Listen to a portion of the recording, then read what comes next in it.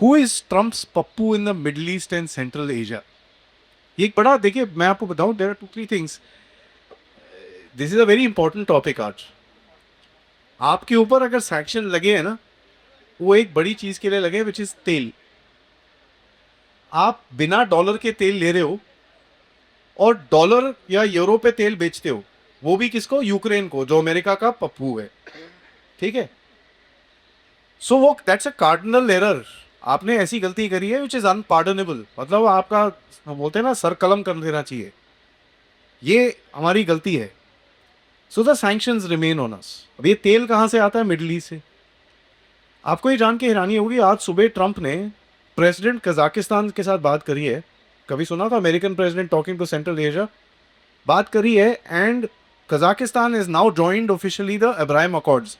वो बात अलग है कि कजाकिस्तान में इसराइल की एम्बेसी पहले से थी, बट प्रेसिडेंट ट्रंप है ना, अब उनको विक्ट्री दिखानी है। So there is a move inside that region. Middle East के अंदर कुछ हो रहा है, Gaza, Iran, something, and central Asia के अंदर कुछ हो रहा है। तो हमारे साथ सुमित पीर साहब हैं, known commentator, and of course as I said general रायन है। They will we will try and decipher ये जो ट्रंप ने आसिम मुनीर के साथ एक जो लंच खाया था, उसमें क्या बात हुई थी, what was the task given. क्योंकि इस रीजन के अंदर काफी सारी मूव्स हैं। So let me start with sir. Sir, when we see, एक ट्रंप कॉरिडोर बन चुका है कहाँ पर? आपका टर्की से अजरबैजान, अर्मेनिया, वो कैस्पियन सी क्रॉस करके कजाकिस्तान में पहुंच गया है। कजाकिस्तान और उज्बेकिस्तान के साथ उसने 8-8 9 9 मिलियन डॉलर की, बिलियन डॉलर की डील्स कर दी हैं। वहां पहुंच रहा है वो। He is trying to at least तेल निकालने के लिए। वो तेल इधर जाएगा कि उधर जाएगा, डिफरेंस है। एंड आसिम मुनीर की जर्नी इस तरफ चलती है। He meets Mossad people here, there and everywhere. Point is that has Asim Munir become Trump's go to boy for this region? So पहले सेंट्रल एशिया का लेते हैं। तकरीबन 2 दशक पहले जब यूएस अफ़गानिस्तान में आया था, तो उनका प्लान था कि सेंट्रल एशिया से तेल जो रशियन पाइपलाइन से जाता था उसको निकाल के अपने पाइपलाइन से लेके आए। वो बना पीटीसी पाइपलाइन, बाकू तिब्लिसी चेहान।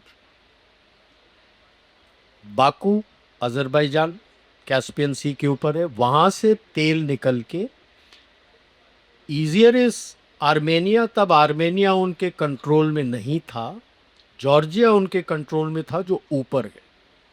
तो बाकू से ऊपर तिब्लिसी, कैपिटल ऑफ जॉर्जिया, वहाँ से एक जगह आता है ईस्टर्न एनातोलिया में, एरजुम, और वहाँ से सीधे नीचे पाइपलाइन चेहान, जो बिल्कुल bottom right corner of Turkey में है, मेडिटेरियन सी में निकल के जाता है। काफ़ी कोशिश की, हाथ पैर मारा था, तब उज़्बेकिस्तान और सेंट्रल एशिया में कज़ाकिस्तान वो कोई माने नहीं। तुर्कमेनिस्तान के पीछे भी पड़ा था गैस के लिए, कोई माना नहीं। जा चल रहा था, उतने में रेजीम चेंज हो गया इन जॉर्जिया। ये सारा इलाका रशिया उसका नियर अब्रॉड देखता है। तो अगर यूएस सोचता है कि वो रेजीम चेंज कर देगा, रशिया चुप रहेगा, जी नहीं, रशिया ने रेजीम चेंज कर दिया।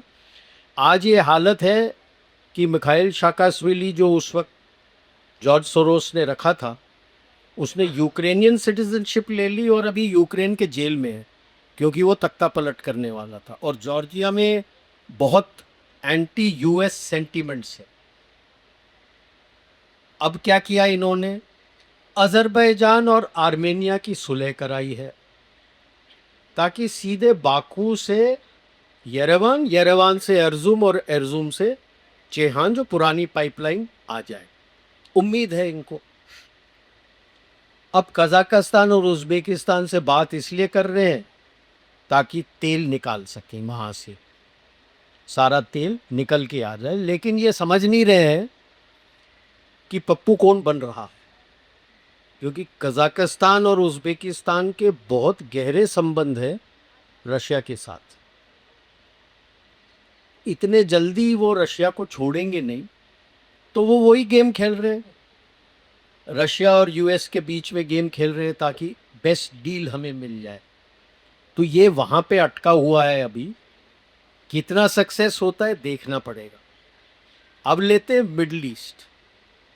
जो कुछ गाज़ा में हो रहा है वो एक नए कैनाल के लिए बन रहा है, बेन गुरियन कैनाल। ये कोई नया नहीं है, काफ़ी समय से इसका प्लान था। ये साइनाई डेजर्ट का जो नीचे का पेनिनसुला बनता है वी, उसके ईस्टर्न साइड में between Sinai and Saudi Arabia, gulf of Aqaba है, और इजराइल का पोर्ट है वहाँ पे आइलत। वहाँ से निकल के जाना है। पहले गाज़ा के ऊपर एक पोर्ट है एश्केलॉन, वहाँ पे जाना था। अब ये गाज़ा के अंदर से सीधा लाइन लेके जाना चाहते हैं।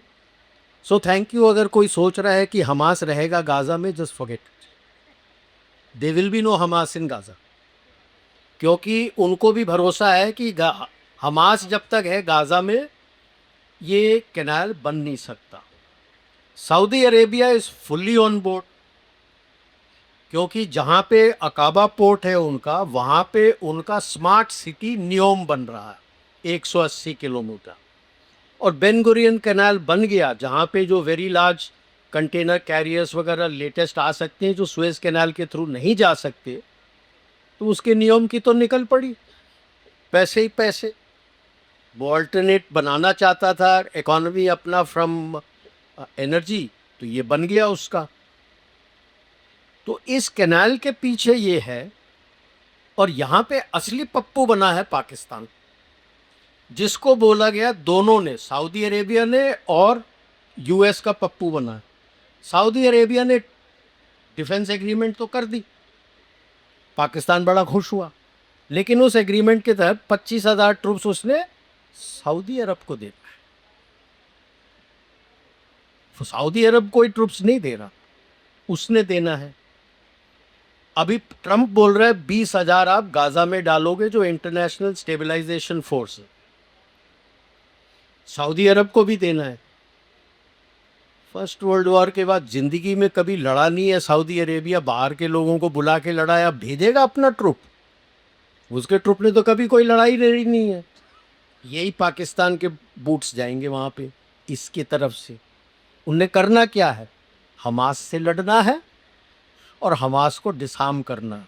तो पप्पू कौन और कहाँ करके देगा इनके लिए? उसमें से एक ढीले की फुट कौड़ी नहीं मिलनी उसको। पैसे बनाने हैं यूएस ने, इजराइल ने और अपने सऊदी अरब ने। तो वही हो गया बेगाने की शादी में अब्दुल्ला दीवाना। Thank you.